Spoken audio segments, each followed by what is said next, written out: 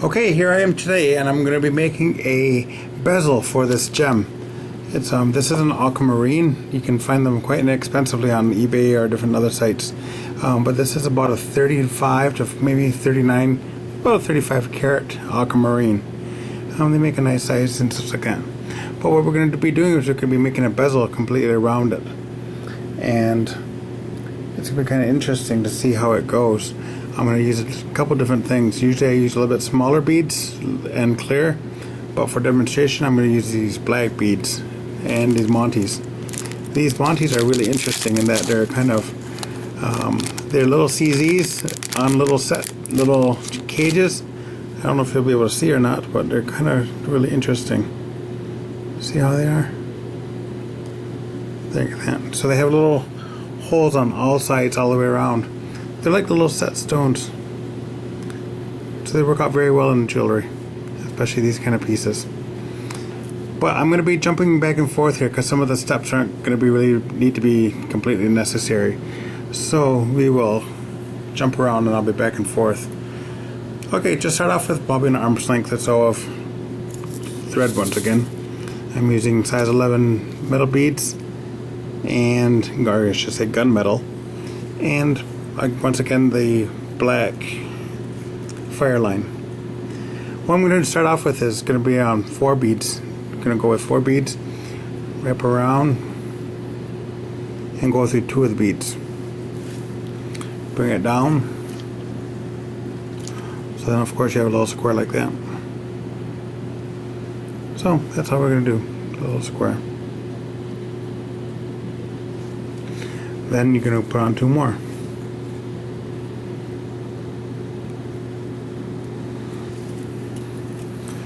This, I believe, is called the ladder stitch, or some people call it the 4-in-hand, or different things. I'll go back to the 2. And you're going to more or less make a ladder of all these. Again, today I'm working behind the camera, so it's a little bit awkward for me. I might even just try to use it through the camera sight. Nope, that's a little unusual. But you're just going to make a line. I'm going to continue on doing this right now, and all we're going to be doing is doing more or less essentially the ladder all the way around. Keep going all the way around. And then eventually what you're going to do is you're going to measure it up to your stone. You're going to need to put it on here and then see how far around it goes. Of course, it's just starting, so. Then from there, you just measure it around. The easiest way is to put it on here and just lay it around like this. And just make a band all the way around it. I'm going to pause this right now until I get this all done. And then I'll get back to you as soon as I have a little bit more done. Okay, I've gone around, I've made, see the 4? I've gone around and I've made an entire length there. It should not really matter if it's an odd or an even number, because you're going to be able to adjust later. But what you're going to want to do is go make sure that they are touching and that they are exactly the same amount all the way around. So just make sure that they do fit. I hope you can see this, but this just exactly fits now. And I don't know if it's an odd or an even amount. So, because you're going to be adjusting it later anyway. So, yep, that's going to fit. That's going to be just about right. So what you're going to be doing is more or less making a, see how it's kind of on the edge? You're going to go ahead and join those together now also. So then you're making a more or less a ring. And you're there. So you've made like a tiny little cylinder, or a big round cylinder if you consider. Just like that. So all you've done is 2 beads the entire way around. And you have that. So now what you're going to do, you're going to do more or less a peyote stitch on the sides and on the front. So now what you're going to do is you're going to go through and you have to make sure now that you have beads to be able to put your peyote onto. So what you're going to do is you're going to start here, where your beads coming up, and go down to the first set. See right there? So now this will be your first round of standing up sideways beads. So you see how it stands up? Now you go onto the other side and 1 bead away. So you're going to continue this all the way around until you get to the other side. I'll just go through this real fast for you. Okay, I'm back now. And so the thing is, what I've done is I've gone all the way around, and I'm just now finishing up this last couple of rows here. So see how I've gone back and forth now? See there? I've gone back and forth. And that's more or less going to be your basis for the peyote, and everybody knows how to do that part now. So what we're going to do is we're going to finish this off. And like I was mentioning earlier, you don't really need to be too concerned if you have an odd or an amount or an even amount, because right here is where you're going to be switching it around. And it just so happens that I just happen to be exactly right on with what I needed as far as an even. Because if you had an odd amount, you can just go ahead and switch it off and add another one if you need it, or decrease it. Okay, so see, it turned out exactly right. There. So now we've gone all the way around, and you can still put it on your gem here just to make sure that it's on. This is going to become evident why you don't want to do it the other way around that other designers say, and other beaters, because if you do the other way, you're losing a lot of area on the gem, and you're going to have to go way far down into the face of the gem. This way you only lose maybe 1 or 2 rows of that. But you see how it kind of sits on there already, just like that, just on the edge. So it's exactly the circumference that you need for that, and it sits on there. Now see how it goes up and down? Now you're going to be able to go in between each one now again and cinch it in, and then also that's where these ones will be coming into effect now also. We're going to put those on now. And these these go very quickly.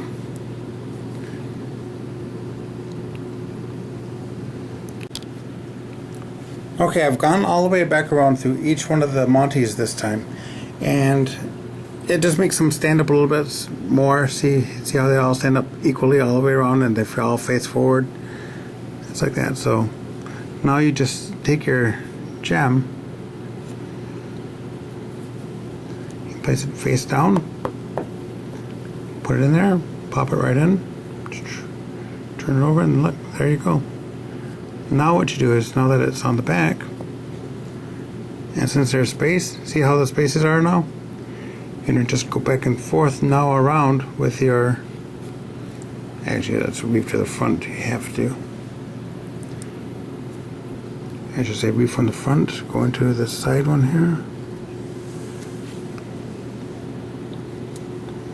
And now down.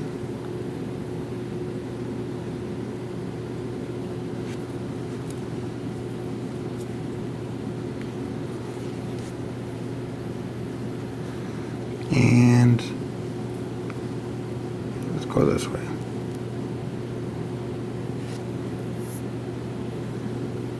Okay. So now that we're back on the front, actually, you know what? We can even probably, at this point, cut off this tail. I always forget about it. You've gone around enough times to lock it in already, so. Okay, see, now you just slip your gem in there, push it down as far as you can. Now it's where it gets really tight, and it's going to start also coming around from the back, so it really makes it stand out very nicely.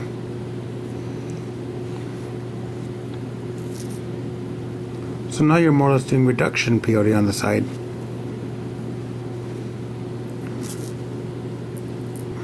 If you've done peyote, you know what that means, to step up. So okay, but now this is very important. Do not pull it tight until you put your gem in. There it is. Now go ahead and start pulling tight, because you're going to want to try to keep these headed towards the back here. Kind of like cinch it around, and you'll be able to feel it move and shift like that as you're pulling. So with your thumb here, make sure that you're pulling it. Push the beads around. you should be able to really know what to look for. There to see on the front, make sure that they're kind of even, pull it around, keeping the tension nice. Okay, now that's on there. As I mentioned before, the other people who have done peyote stitches around on their gems keep going round and round and round and round, and you lose so much of your gem because you keep putting additional layers on, and you don't need to. So now you're just going to go back through each one also, now the top two. This will also keep it nice and tight also.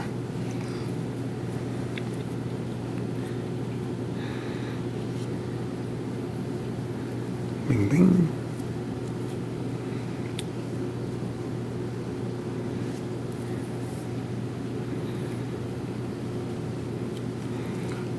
Well, this is the point where you make sure that you keep it tight, because you don't want any kind of shifting, you don't want any kind of backing out, you don't want anything like that at all.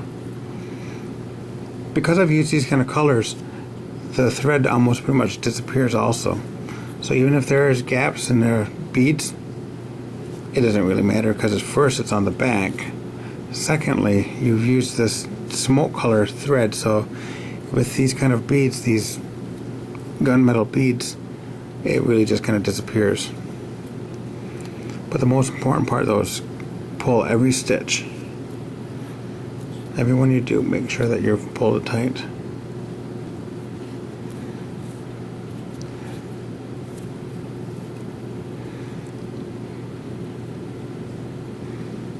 So see there?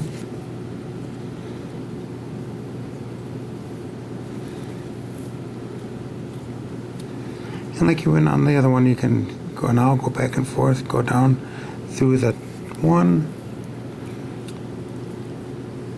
And now just to set your thread, you can go up and down through the original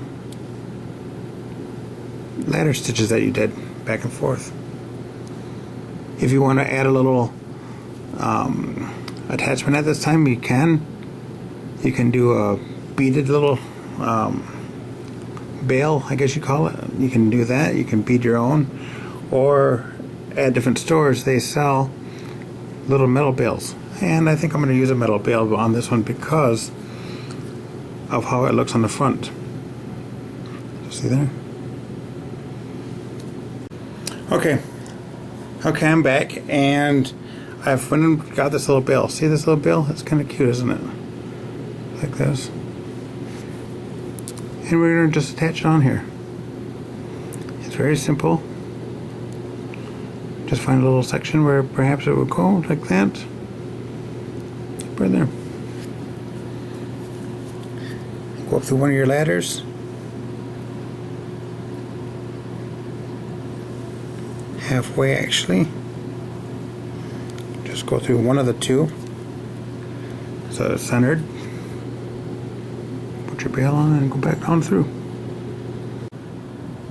Okay, what I've done is I've gone now through and I've separated all the little beads, and I've kind of forced it around, and there's the little toggle on the end. Now what you can do if you want, this is just more or less, it's a little saying I heard the other day, gilding the lily if you want. And if you want, you can go back through one of these, or one of these sets here. And if you want, you can keep going on and on and on with it. You can now go along this edge. See how there's these rows here? You can go along this edge, and you can make additions out. You can make them go further out. I have this pendant that I made the other day, and you can see where I was, and I just kept going out and about. I just added another row on the outside and just kept building outwards.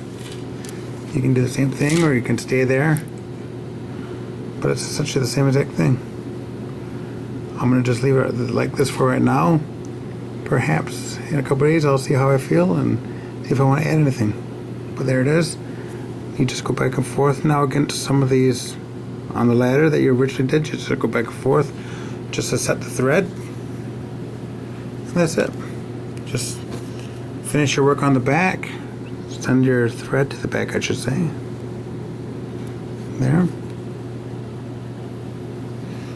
And you are done. I'm just going to snip this off. And there you go. Just like that.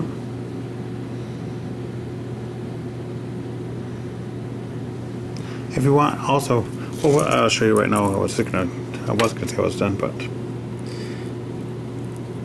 I've been making these little simple tiger tail chains, more or less, and they go through the bales very well. Just take a section of tiger tail, thread your beads on just like this, regular beads, crimp it off at the end, put a toggle on, and send it through. That's all you really pretty much need. So, like I said, just a simple little toggle over. Let's see if that fits through this one. I'm not sure if this one's a little bit different than the other one I made, but anyway, you get the point. There it is, just like that.